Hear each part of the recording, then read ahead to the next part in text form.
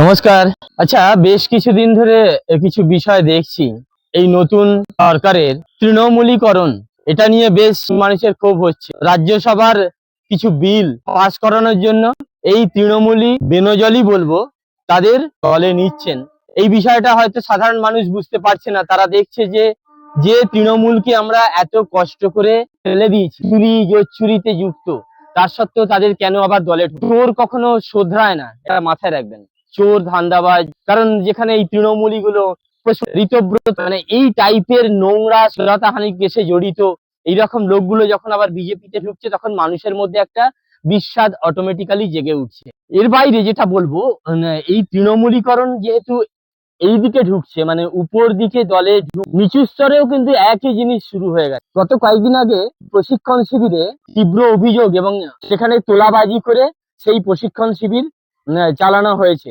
তাতে বিজেপির একাংশ একটু ক্ষুব্ধ এবং তারা রীতিমতো জেলা নেতৃত্বকে চিঠি দিচ্ছে বলেও জানা গেছে। আর দ্বিতীয় কথা, মদের আসরও বসিয়েছে বলে শোনা যাচ্ছে। ভবনের মালিক বলছেন আমি কোনো টাকা নিইনি, অথচ বলা হচ্ছে তাকে নাকি 20,000 টাকা দেওয়া হয়েছে। তোলাবাজিটা কিন্তু আবার সেই লেভেলেই শুরু হয়ে গেছে। শিবপুরের একটা সম্প্রতি ঘটনা বলছি, যে কারণে একজন শিবপুরের সৎ পুলিশ অফিসারকে এখনো পর্যন্ত তাকে সরানোর একটা চক্রান্ত চলছে। এবং সেই সরানোর চক্রান্তে আমি নাম বলে দিচ্ছি, আমি এলাকাবাসীর অন্তত আমার কাছে প্রমাণ সহ বেশ কিছু এলাকাবাসীর বক্তব্য আছে, যাতে বলা হচ্ছে এলাকার শীর্ষ নেতৃত্ব ইনফ্লুয়েন্স করেছে। কারণ যে আসামিকে, অর্থাৎ যার নামে এফআইআর হয়েছে, 23 লক্ষ টাকা 20 লক্ষ টাকা তোলাবাজি করেছে, তার সমস্ত ডকুমেন্টস আছে। সিকান্দার খান তোলাবাজ 2021 সালের পরে সম্ভবত ঢুকেছিল এবং সেই থেকে তারা এলাকার মানুষকে ভয় দেখিয়ে টাকা তুলছে বলে অভিযোগ এবং সূত্রের জেনুইন খবর।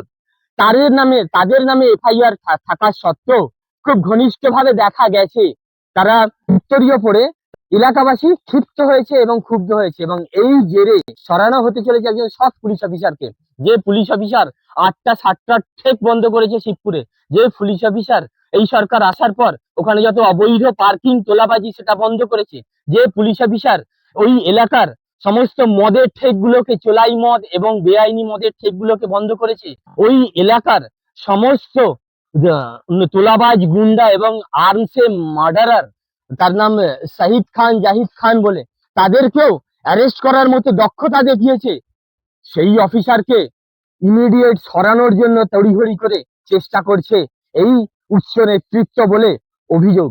সুতরাং এটা কেন? মাননীয় শ্রমিকদার সঙ্গেও আমি সেদিন কথা বলে এলাম। বিজেপি নেতৃত্বে আমার 2016 সালের আগে থেকে 2005 সাল থেকেও আমার সঙ্গে বিজেপি উচ্চ নেতৃত্ব, যেখানে উমেশ রাইয়ের মতো একজন স্বচ্ছ বিধায়ক মন্ত্রী রয়েছেন, অম্বুজ শর্মার মতো একজন স্বচ্ছ সভাপতি, প্রাক্তন সভাপতি ছিলেন। অম্বুজ শর্মা আমার বাড়িতেও এসেছেন, আমিও অম্বুজ শর্মার বাড়িতে একাধিকবার গেছি। এই লোকটা সত্যি সৎ মানুষ। তাহলে কেন বিজেপির এই সময় এসে এত কলঙ্ক জেগে উঠছে? এটা কিন্তু মাননীয় শুভেন্দু অধিকারী মহাশয়, মাননীয় শ্রমিক ভট্টাচার্য মহাশয়, দুজনের কাছে আমার অনুরোধ, আমি লিখিত পাঠাবো। এই সৎ পুলিশ অফিসারকে রাখলে হাওড়ার ভালো হবে, শিবপুরের ভালো হবে। তাহলে কেন সরানো হচ্ছে?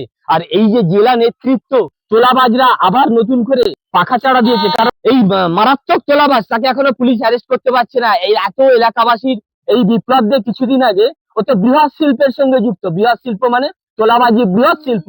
সেই বিপ্লব দে এখন আবার কুটির শিল্পের সঙ্গে যুক্ত হয়ে হঠাৎ করে দেখলাম অশোক দিনদার সঙ্গে ছবি ঘেঁষিয়েছে মন্ত্রী।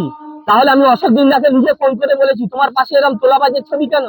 অশোক দিনদা অবাক হয়ে গেছে। এই যে তোলাবাজদের উপস্থিতি ইমিডিয়েট বন্ধ করতে হবে জেলা নেতৃত্ব থেকে উচ্চ নেতৃত্বে। ভালো থাকবেন, সুস্থ থাকবেন।